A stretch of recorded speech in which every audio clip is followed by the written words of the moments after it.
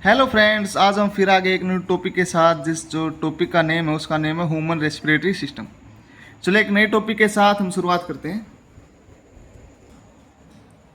इस चैप्टर की शुरुआत करने से पहले सबसे पहले टर्म आती है ब्रीथिंग और रेस्पिरेशन। क्या कहते हैं? जो हम सांस लेते हैं उस प्रक्रिया को क्या कहते हैं? ब्रीथिंग कहते हैं।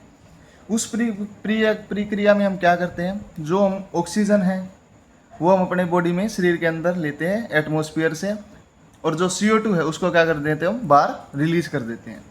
इस प्रोसेस को क्या कहते हैं? ब्रीथिंग एंड रेस्पिरेशन कहते हैं। इसके बाद रेस्पिरेटरी ऑर्गन्स,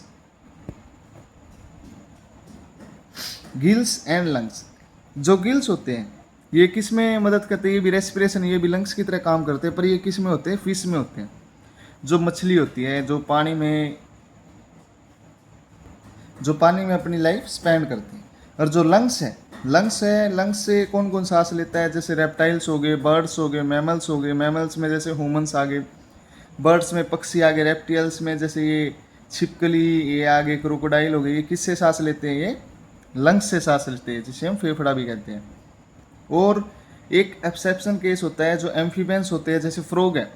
फ्रॉग किससे सांस लेता है? अपनी मॉइस्ट स्किन से लेता है। वो मुंह से सांस नहीं लेता, वो जो उसके ऊपर जो उसकी स्किन है वहां से क्या करता है? रेस्पायर करता है, सांस लेता है। अब हम आगे चलते हैं।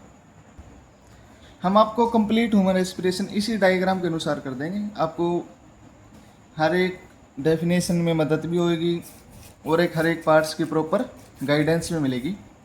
सबसे पहले हम क्या करते हैं? जो अपना नेजल्स है, नेजल का मतलब होता है नाक। सबसे पहले नाक और मुंह से हम सांस लेते हैं।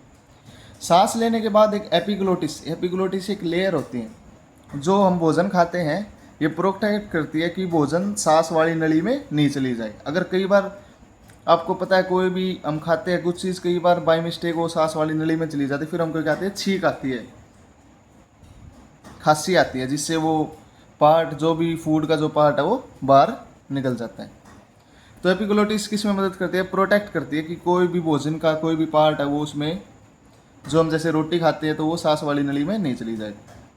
तो फिर इसके बाद आता है लैरिंग्स। लैरिंग्स को हम साउंड बॉक्स भी कहते हैं, जिससे हमारी वॉइस निकलती है।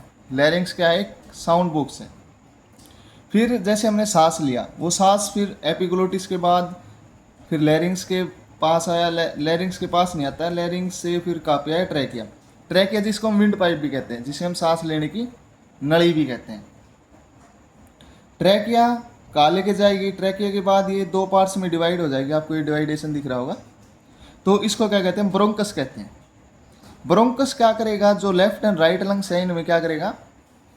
जो एयर है उसको लेके जाएगा। फिर आपको दिख रहे होंगे ब्रोंकस के बाद ये आपको ब्रांचेस दिख रही होंगी। ये जो ब्रांचेज हैं इनको हम क्या कहते हैं? ब्रोंक्यूल्स कहते हैं। ब्रोंक्यूल्स कहते हैं ब्रांचेज को। जो आपको इनका लास्ट पार्ट दिख रहा होगा ये सर्कल शेप का, इसको हम क्या कहते हैं? एल्विलोई कहते हैं। इसको क्या कहते हैं? एल्विलोई। देखो अब पूरी प्रोसेस को जानते हैं। सबसे पहले हमने सांस लिया नाक के द्वारा और मुंह के द्वारा। वो कहाँ पे आया? वो आया लैरिंग्स। लैरिंग्स के बाद कहा है? ट्रैकिया में। ट्रैकिया जिसको हम क्या कहते हैं? विंड पाइप भी कहते हैं। विंड पाइप के द्वारा वो ब्रोंकस ने डिस्ट्रीब्यूट डिवाइडेशन कर दिया लेफ्ट एंड राइट लंग। तो फिर क्या हो गया? फिर वो ब्रोंकोल्स के द्वारा एल्विलोई जो लास्ट पार्ट है उस तक पहुंच गया। तो ये एल्विलोई है। इस एल्विलोई से क्या अटैच होता है? इस एल्विलोई से ब्लड वेसल्स अटैच होती है। जो ये एल्विलोई है ये क्या करेगी? जो हम ऑक्सीजन का इंटेक किया है ना, जो हमने सांस लिया है, सांस लेते हुए हम ऑक्सीजन लेते हैं, तो ये क्या करेगी? उस ऑक्सीजन को ब्लड में रिलीज कर देगी। ब्लड में रिलीज होने के बाद वह ऑक्सीजन ब्लड में हार्ट के द्वारा अपने पूरे बॉडी पार्ट से वहाँ तक क्या करेगी? पहुँचा देगी। हार्ट क्या करेगा? पंप के द्वारा पूरे बॉडी पार्ट्स में, जैसे सेल हो गए, ऑर्गन्स हो गए, इन सबको ऑक्सीजन की जरूरत होती है। किसके लिए? ग्रोथ के लिए, सब चीज़ के लिए, मेटाबॉलिज्म के लिए, एनर्जी के लिए, एटीपी एडीपी प्रोडक्शन के लिए, सब चीज़ों में इसकी यूज़ होती है। तो क्या होएगा फिर? ये पूरे ब्लड क्या करेगा?